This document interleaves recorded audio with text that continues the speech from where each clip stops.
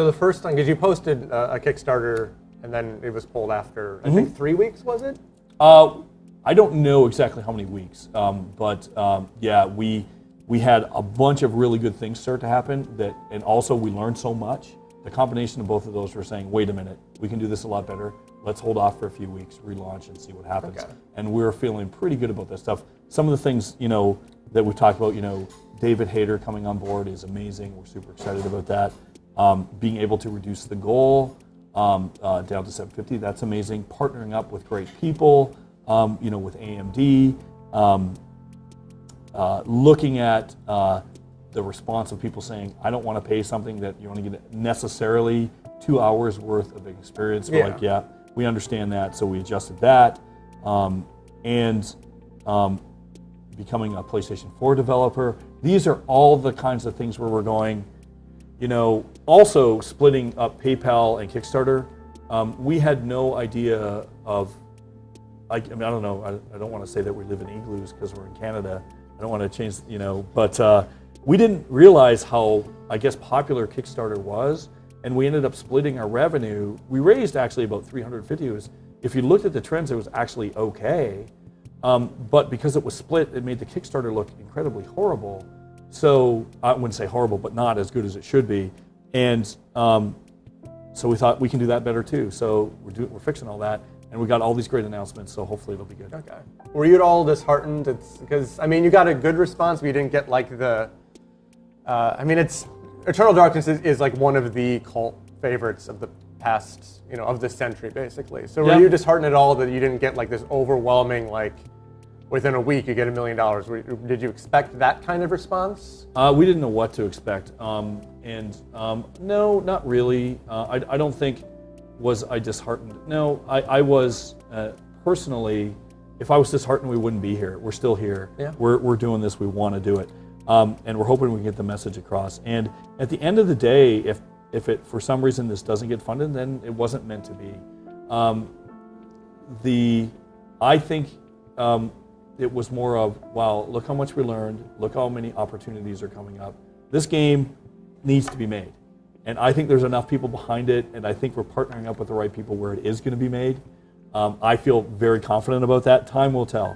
Do I wish the first one did better? Actually, no, because we'd be in a worse position. We'd be already going down a path where we didn't have a chance to talk with all the partners that we're talking with now that are just going to make this whole experience much better. Okay, so just kind of from the outside, it seems like some people's hesitation with supporting this is that your last couple of games, Too Human and X-Men Destiny, they weren't really that well received. Mm-hmm. And that kind of hurts the trust people have, because you see something like Double Fine, people just love Tim Schafer just unequivocally, and they'll just give him money whenever he wants. Sure. So, how much do you think your last two games hurt you, and how do you regain that trust with people? Well, I don't think anyone in this industry has got a flawless track record. I think if people looked at track records from all developers, there's some games that didn't perform that well, or people didn't like, and I think the way that I would say, how could we regain that trust is, and we have learned. I've said some things I shouldn't have said. I get it. Okay, my bad. I'm focusing on the creative right now. Sean and Paul are running the company, and we are looking to take all those lessons learned and to make a great game. And I think some of the problems that we encountered before, the sting was so painful that no one wants to go back there.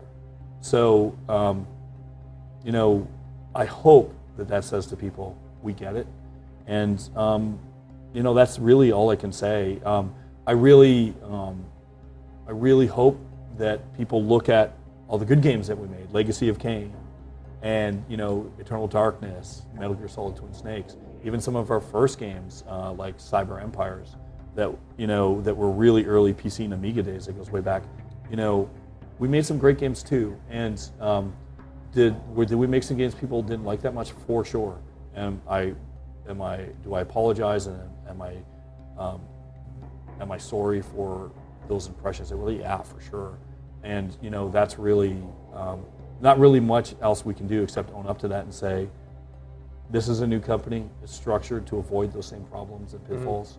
And we hope people see that. We believe in it, and we hope they believe in us, and we'll support the game. Okay. So last year, Kotaku had a pretty damning article. It contained about 8 anonymous sources who talked about what it was like working on X-Men. Yeah. And it's impossible. I mean, outside, and I have no idea if it was true or not. It wasn't. But the tough thing was that you didn't actually respond publicly for 7 months. Yeah. Yeah. How much do you think that hurts not coming right out and addressing this stuff? Or did you just kind of think or hope that it would be like, oh, anonymous sources, I'm just going to kind of ignore this? Well, it's hard to tell, right? To be clear, when I say none of it was true, I mean all of the allegations. There's some random facts in there, whatever. That's neither here nor there. And I don't know what impact it really had on anything. But when you have anonymous sources, the only thing that you can do is just come out and deny them. And we really seriously did not think people would take them as credible. But what we underestimated, I guess, is the churn of technology and the number of links and relinks and links and relinks that slowly builds up this credibility. You're just like, people actually think that this happened. So the only way that we could address it, and we didn't really understand the full force of that until it became clear that a number of people were quoting this stuff, and I'm like, there's nothing here. And it's not only is it not correct, it's the exact opposite of what happened. So I think from a perspective of should I have come out sooner, I don't think anyone would have known. No one that I know knows. I remember I was just at E3 talking to the guys at Activision, and they're like, that was unbelievable, and that was completely the opposite of what happened. You loved that game. And I go, I know. And, so the bottom line is, the only option I had, which is unfortunate, was to come out and say it's not true, and I can only hope that people see that for what it is. The problem is, of course, with anonymous sources, you have to prove yourself innocent. It's not that you're being proved guilty because there's no facts or evidence of anything, but people believed it. So, look, that's not to say mistakes weren't made on that project. That's not what I'm saying. But, certainly, I think if you talk to most of the people that worked during that time, they would have the exact opposite impression and be really happy with what happened during that time. Of course, except they wish the game would have been better and turned out better, but, that's par for the course sometimes, unfortunately. Yeah. So, I mean, as you just mentioned, there was mistakes made, and you've kind of said that in the past.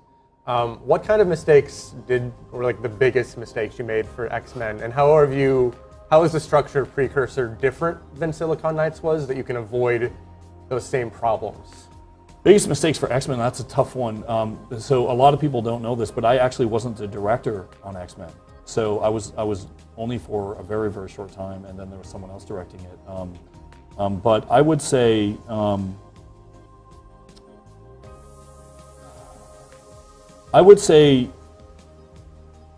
trying to make sure that we really understood things well enough to meet expectation of what we had the tools to do. So we had like Marvel and Activision and Silicon Knights all working together, trying to make something great.